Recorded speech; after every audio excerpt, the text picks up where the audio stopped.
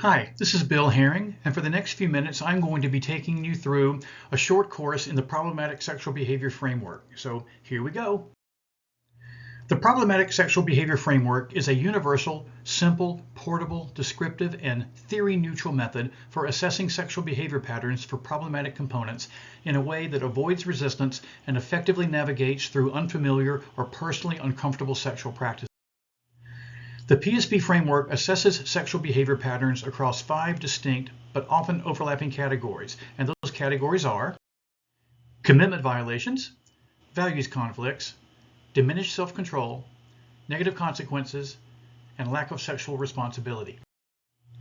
The PSB framework asks 5 questions that get right to the heart of what makes any pattern of sexual behavior problematic, and those questions are you keeping your promises? Are you okay with what you're doing? Are you in control of yourself? Is everything okay? And are you protecting others? The PSB framework uses descriptions rather than labels, is applicable across cultures and values, and is useful in many settings. Many people who engage in behavior such as chronic infidelity may on the surface appear very much to be sex addicts, yet it's not always clear that they are actually engaging in such behavior because they lack self-control. Sometimes the reality is that such people accept the sex addiction label because they have no other category available to them if they want help, often with the ready encouragement of sex addiction therapists who label them as sex addicts almost by default. The PSB framework bypasses what might in actuality be premature or inaccurate labeling by not requiring it as a basis for a person to receive professional assistance. Similarly, the PSB framework bypasses potential resistance many people have to the addiction label, even by those who acknowledge that they are experiencing problems as a result of their sexual behavior patterns. Thus, the PSB framework avoids needless initial resistance to receiving help by avoiding the requirement of a label entirely. Some people inaccurately believe that sex addiction and problematic sexual behavior are competitive formulations. They are not. Rather, sex addiction is one category of problematic sexual behavior. Let's take a moment to discuss how a framework differs from a model and why it matters. Construction that starts with a solid framework is capable of building many different types of structures. Frameworks are built from their elemental components, which are the true building blocks for whatever form that will be created. In this case, the essential components of the PSB framework are commitment violations, values conflicts, diminished control, negative consequences, and lack of responsibility. A conceptual framework refers to a set of concepts and relationships that are proposed as the basis for understanding something being considered. A framework is the essential perspective for considering an issue. A framework provides the foundational assumptions that are necessary for the creation of models, which are attempts to describe how the key elements of the framework are potentially interrelated. Models, in turn, are the basis for formulating and testing theories, which are predictions about the best way to manage the relationships between the framework's key concepts. Theories, in turn, are used to develop methods for achieving these preferred relationships. Finally, sets of methods form methodologies for achieving desired goals in a manner that is consistent with the theories, models, and foundational assumptions supported by the framework. The PSB framework brings foundational cohesion to multiple models and theories, whether it's the sex addiction model, the integrity abuse disorder model, or any other model that is now or could be framed in the future. Sex addiction requires one essential key to gain access to help, and that is diminished control. This is the only key capable of granting access under the sex addiction model. In contrast, the PSB framework provides 5 keys to access services: commitment violations, values conflicts, diminished control, negative consequences, and lack of responsibility. These 5 types of problematic sexual behavior are, again, sexual behavior that repeatedly conflicts with a person's commitments, sexual behavior that repeatedly conflicts with a person's values, sexual behavior that repeatedly conflicts with a person's self-control, sexual behavior that repeatedly results in negative consequences, and sexual behavior that repeatedly lacks adequate sexual responsibility. That's commitments, values, consequences, control, and responsibility as the 5 key categories. Each PSP category provides one of 5 simple questions to begin a sexual health conversation. And these questions are you keeping your promises? Are you okay with what you're doing? Are you in control of yourself? Is everything okay? And are you protecting others? These questions cover commitments, values, control, consequence, and responsibility. It's important to note that some categories are binary, like a light switch that toggles between on and off, while others are assessed along a gradient from slight to severe. It's important to note that the PSP framework is not a diagnostic classification system. It is not used to create a diagnostic syndrome. This is because what is problematic does not have to be pathologic. We're not talking about assigning a pathology to a client, but merely stating that their behavior is problematic to them. Here are 6 benefits of the PSP framework. 1, it's universally applicable. The PSP framework is capable of navigating widely diverse personal values and sexual practices. Diverse people need diverse models and methods. These diverse normative values among all people require diverse models and diverse methods, obviously.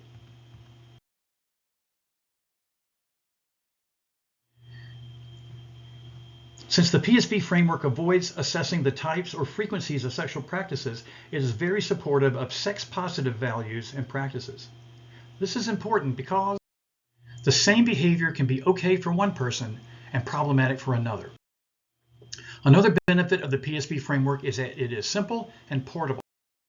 For instance, the sexual addiction screening test is comprised of 45 questions, while the PSP framework only has 5 questions. The PSP framework is useful in many professional and personal settings. It is a quick and easy way for non-specialists, that is for generalists, to assess and refer people for more specialized help when appropriate. Because of the portability, simplicity, and utility of the PSP framework, I call it the Swiss Army knife of assessment. Another benefit of the PSP framework is that it is outcome neutral. This means that sexual problems don't always need sexual solutions. Take, for example, sexual behavior that conflicts with a person's commitments or conflicts with a person's values. In such cases, it is possible to reduce the problematic aspect of those categories by either changing the sexual behavior or changing the commitments. Similarly, a person can change their sexual behavior or change their values. Thus, the framework is outcome neutral. Remember, the PSP framework does not assess sexual practices because what is healthy for one person may not be for another. We're not all the same. Another benefit of the PSP framework is that it is descriptive. The PSP framework uses descriptions rather than labels to reduce confirmation bias. When you describe behavior, it's just descriptive. That's what it is. As you put a label on it, that label will start to shade how you look at any particular set of behavior. So using descriptions instead of labels can reduce confirmation bias that happens when people from different perspectives examine the same set of behavior. Because perception has a profound influence on our judgment. Therefore, adding labels influences perceptions, which is why the PSP framework avoids it. Another benefit of the PSP framework is that it is theory neutral.